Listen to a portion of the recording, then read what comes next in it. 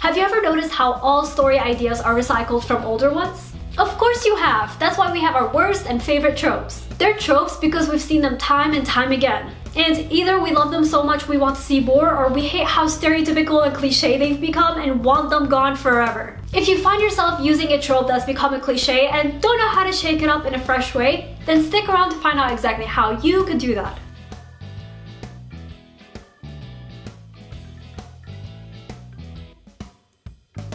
Hey guys, Nour here and welcome back to my channel. Today's video is a topic that Michael actually requested weeks ago. He literally said, "You know, you've never done a video on tropes and subverting expectations." When he first said that, I was silly enough to say, because tropes are tropes. And then I realized how silly I was and I said, I always talk about cliches and how to avoid them, and this is kind of similar to that. I can definitely talk about how to give a fresh twist to old tropes. Yeah.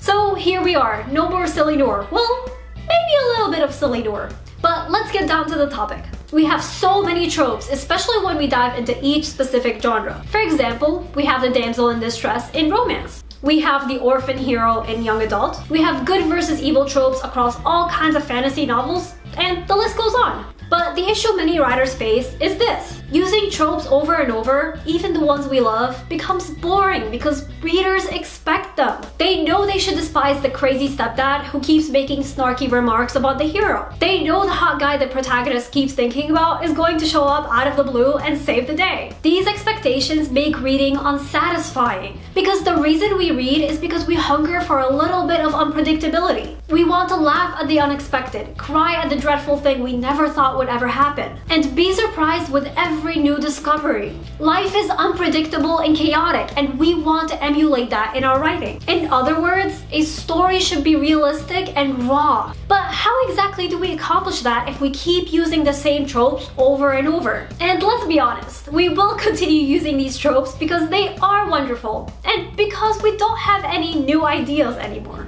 Well, we do that by taking our current favorite tropes and twisting them a little. What does that even look like? Here's an example. The damsel in distress is always clumsy and crushing hard on the hot guy. Maybe he does save her when she trips and nearly falls. And maybe they do fall in love. But here's the twist. The damsel is the daughter of a crime boss, and she's only pretending to be a damsel so that she can get away with crimes of her own. Bam! You've subverted readers' expectations. Now her new boyfriend is stuck witnessing things he never should have, and the readers are teetering on the edge of their seat. I'll give you another example. Let's twist the good versus evil trope. Now, this trope is something we're all familiar with. Most of us probably write it in our own books. But an easy way to shake it up a bit is to stop making everything so black and white. I mean, some things can be gray. An antagonist can have a soft side. A protagonist can be a piece of garbage when he doesn't get his way. After all, no one is perfect. No one is pure and devoid of any mistakes. So maybe your bad guy goes home and sings his baby daughter to sleep. And maybe the good guy refuses to help the homeless man he sees every day on his way to work. No matter the scenario, make your characters realistic. No one is an angel, at least not all the time. So no matter what trope you're writing, no matter what the genre is, you can absolutely take the old and transform it into something readers don't expect. Besides, there's something so beautiful about that.